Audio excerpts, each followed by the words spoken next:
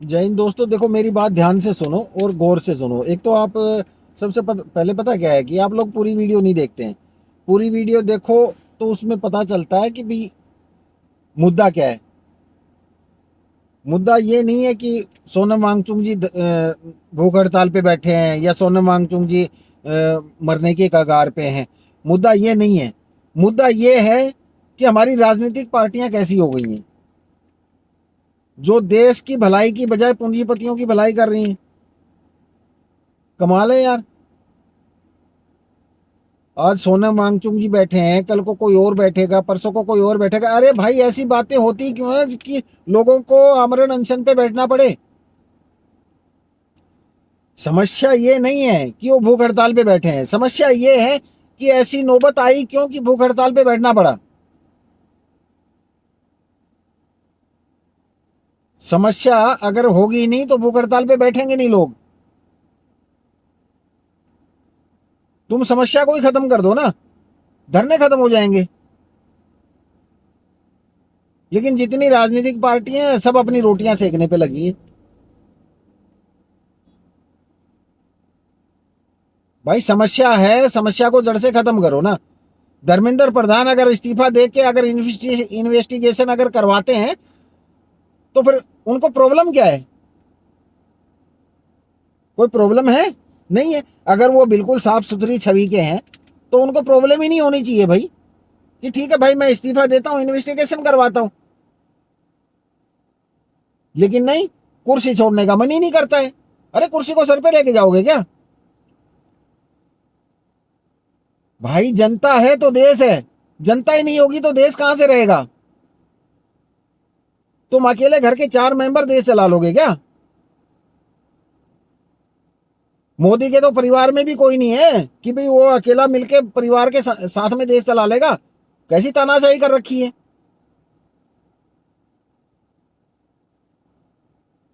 इतने दिन से लोग आमरण अनशन पे बैठे हुए हैं, उनको इस चीज का कोई भी वो नहीं है, जरा भी फिक्र नहीं है कि भाई हमारे देश में पब्लिक भूख भूख हड़ताल पे बैठी हुई है, मरने की कगार पे पहुंच गए हैं। अगर 2-3 दिन में अगर कुछ नहीं हुआ तो सोनम वांगचुक जी की जान भी जा सकती है। ये लोग समझ नहीं रहे हैं इस बात को। भाई हम लोग दुबई में बैठे हैं लेकिन हमको भी अंदर से गुस्सा है कि हमारी देश की राजनीति कैसी हो गई कि लोगों को भूख हड़ताल पे बैठना पड़ता है एक छोटी छोटी बातों के लिए। कोई इतनी बड़ी बात नहीं है ये। अगर गवर्नमेंट इसको अगर सही ढंग से ऑपरेट करे तो भाई इतनी बड़ी बात नहीं है ये। लेकिन पेपर लीक हो गया, ये सबसे बड़ी बात है। गवर्नमेंट के लिए बिल्कुल छोटी सी बात है, उसको रोक सकती है। लेकिन नहीं, पेपर लीक नहीं होंगे तो पैसे नहीं आएंगे, पैसे नहीं आएंगे तो फिर इनका काम कैसे चलेगा? अरे तुम राजनीति में आते हो, गवर्नमेंट में आते हो तो कम से कम पब्लिक की सेवा करने के लिए आते हो ना। भाड़ में जाए जनता, अपना काम बनता। ये कौन सा मतलब हो गया भाई?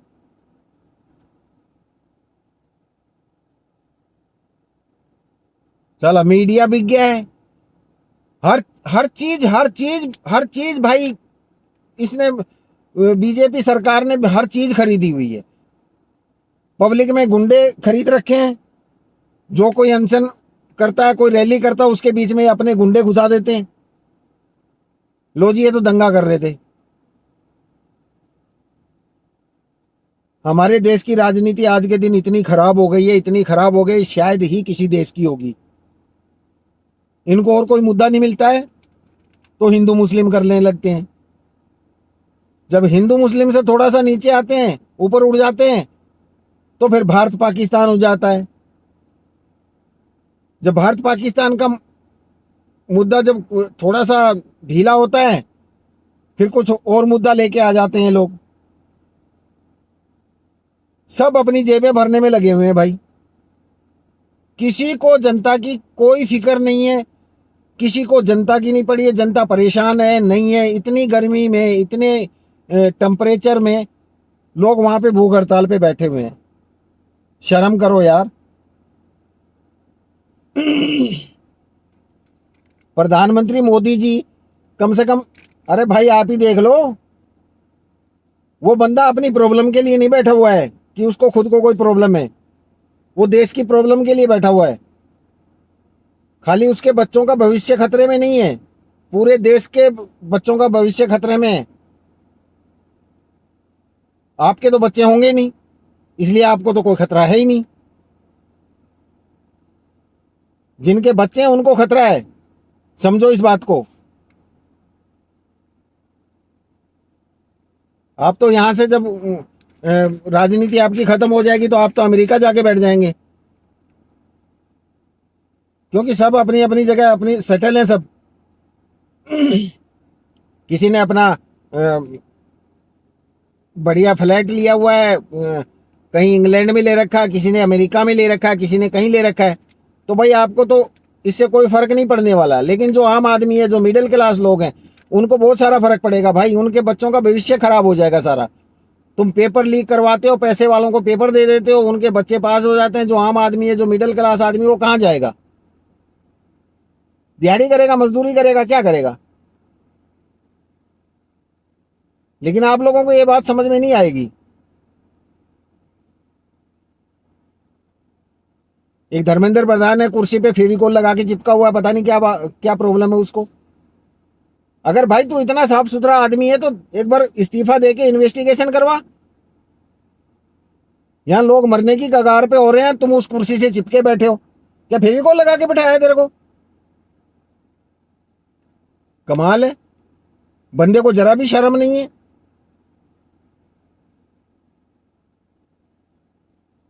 ना साली कोई मीडिया काम की है, ना कुछ और काम का है, सब टोटल चीजें बिकी हुई हैं। अरे कुछ तो शर्म करो भाई। ये देश की जनता जो आपको जो सरकार में चुन के लेके आई है ना, वो आपको एक सेकंड में नीचे भी गिरा सकती है।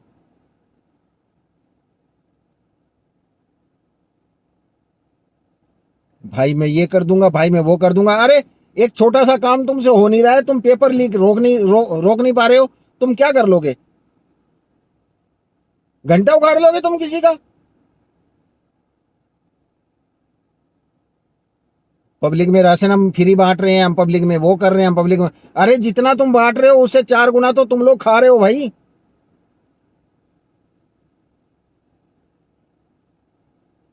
परिवहन मंत्री है वो अपने जुगाड़ में लगा हुआ है, दूसरा मंत्री है वो अपने जुगाड़ में लगा हुआ है, सब अपने अपने जुगाड़ में लगे हुए हैं भाई।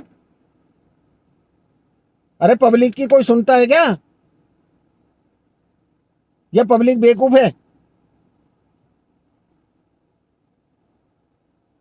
मैं तो कहता हूं भाई देखो, अगर मेरी ये वीडियो धर्मेंद्र प्रधान तक पहुंच रही है ना, तो प्लीज भाई आप अपना इस्तीफा दें, इन्वेस्टिगेशन करवाएं। अगर आप अपनी जगह सही हैं तो फिर दोबारा से कुर्सी पे बैठें, पब्लिक को ऐसे मरने के लिए नहीं छोड़ें। इस कुर्सी पे कोई परमानेंट टिका नहीं है आज तक। आज आप बैठे हैं, कल कोई और बैठेगा, परसों कोई और बैठेगा, ठीक है? तो प्लीज मेरी आपसे रिक्वेस्ट है भाई, इस्तीफा दे दें आप। इतनी पब्लिक को आप बिल्कुल हरासमेंट जो आपने दे रखी है ना, उसको आप बंद करें। जितना आपने कमाना था बहुत कमा लिया है भाई। आप बीजेपी में, ईडी का छापा आप पे नहीं पड़ेगा, तो इसलिए आप अपना इस्तीफा दे के इन्वेस्टिगेशन करवाएं। पेपर लीक में जो जो जिम्मेवार हैं उनको सजा दिलवाएं। और अगर आप बिल्कुल निष्पक्ष हैं, आप बिल्कुल निर्दोष हैं, तो आप दोबारा से अपनी सीट ले सकते हैं ना रिटर्न। आप क्यों उस पर चिपके बैठे हैं? इस पब्लिक ने आपको बिठाया है ना, तो पब्लिक के लिए उतर भी जाइए ना, ताकि पब्लिक को लगे हाँ भाई हमने जिसको बिठाया वो बिल्कुल सही है। लेकिन ना, एक बार कुर्सी से उतर गए तो दोबारा बैठ नहीं सकते, ऐसा तो नहीं होता है। अगर आप बिल्कुल साफ सुथरे हैं तो पब्लिक आपको दोबारा बिठा देगी ना। लोग गालियां दे रहे हैं आपको, आपको कोई फर्क ही नहीं पड़ता है भाई। इतने बेशरम आदमी, इतने बेशरम मैंने जिंदगी में नहीं देखे हैं। हम इधर यूएई में रहते हैं भाई, इतना साफ सुथरा कानून है, इतना बढ़िया लॉ है इधर का। मैं कहता हूं मजाल जो कोई क्राइम कर दे।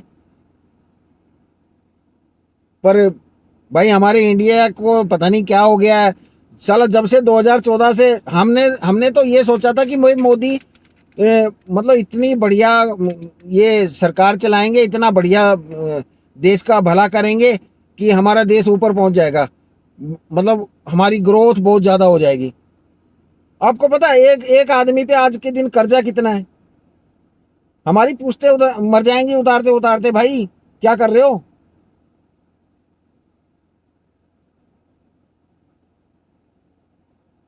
अरे कम से कम कुछ शर्म करो भाई। वहां जंतर मंतर पे लोग धरने पे बैठे हुए हैं, भूख हड़ताल पे बैठे हुए हैं, कम से कम उनका ख्याल करो। कोई डेलीगेशन, कोई कमेटी बनाओ, कोई एसआईटी गठित करो, कोई जाके उनसे मिलो भाई, उनका भूख हड़ताल तुड़वाओ। अरे डॉक्टरों ने अभी पता क्या कहा? डॉक्टरों ने कहा है कि अगर 2-3 दिन से ज्यादा और ये भूख हड़ताल चली तो सोनम वांगचुक की जान जा सकती है। इस जान की कीमत आपको नहीं पता है। पहले ये बंदा हिमाचल के लिए लड़ रहा था, इसको उठा के जेल में डाल दिया। जब जेल से बाहर आया तो इन्होंने पूरे हिंदुस्तान के लिए लड़ाई लड़ी। उसी लड़ाई को जारी रख रहे हैं ये लोग। तुम इस बंदे की जान के पीछे पड़े हुए हो। भाई तुम्हारा बिगाड़ क्या दिया इसने? भाई देश के बच्चों के भविष्य की बात करता है तो इसका मतलब ये हो गया कि ये आदमी खराब है? मतलब जो तुम्हारे खिलाफ बोले वही खराब है? तुम अपनी मनमानी करते रहो, बस लोग तुम्हारी हाँ में हाँ करते रहे, यही रह गया देश में, और कुछ है? इतनी बेशरम सरकार, इतनी बेशरम सरकार। अरे कुछ तो शर्म कर लो भाई। भाई जो देखने वाले हैं ना, जिनके पास मेरी वीडियो पहुंच रही है ना, प्लीज इनको शेयर जरूर करना। अगर मेरी ये वीडियो धर्मेंद्र प्रधान तक पहुंचेगा ना तो उस बेशरम आदमी को थोड़ी बहुत शर्म आएगी कि वे अपनी कुर्सी से इस्तीफा दे दे कम से कम, और इसकी कम से कम निष्पक्ष जांच करवाए कि पेपर लीक में आखिर दोषी हैं कौन। अगर खुद दोषी है, पर खुद को दोषी नहीं निकालेंगे वो लोग, क्योंकि सरकार इनकी है। क्लीन चिट 1 सेकंड में मिल जाएगी इनको। जिसकी सरकार होती है, चाहे किसी की भी सरकार हो, वो क्लीन चिट अपनी सरकार में अपने मंत्री को क्लीन चिट 1 सेकंड में दे देते हैं। इनकी सरकार में रेपिस्ट भी इतने हैं जिनको क्लीन चिट इन्होंने दे रखी है। उससे पहले जब वो किसी दूसरी पार्टी में थे तो रेपिस्ट थे, क्रिमिनल थे। जब इनकी पार्टी में आ गए तो बिल्कुल साफ सुथरे हो गए। ठीक है, तो जितने भाई मेरी अगर वीडियो देख रहे हैं तो प्लीज इनको शेयर जरूर करें। अगर किसी तरह से भी उसके पास अगर ये पहुंच गई, धर्मेंद्र प्रधान के पास, अगर थोड़ी सी भी शर्म बची होगी ना, थोड़ी सी भी लिहाज होगी, तो हो सकता है कुछ इसके बारे में सोच ले हो। मोदी तो नहीं सोचेगा, क्योंकि उसके तो बच्चे नहीं हो, उसका बच्चों का भविष्य खतरे में नहीं है। अपने देश के बच्चों को वो अपने बच्चे मानता ही नहीं है, अपना परिवार ही नहीं मानता है। वो तो अमेरिका की कठपुतली है, तो उसके पास इस बात का कोई जवाब भी नहीं होगा। ठीक है, अगर धर्मेंद्र प्रधान में थोड़ी बहुत शर्म बची होगी तो हो सकता है वो सोच ले इस बात पे, क्योंकि उसके तो बच्चे हैं। बस इतना ही कहना चाहूंगा भाई। अगर सोनम वांगचुक जी से थोड़ा भी आपको लगाव है तो प्लीज इसको शेयर जरूर करें आप।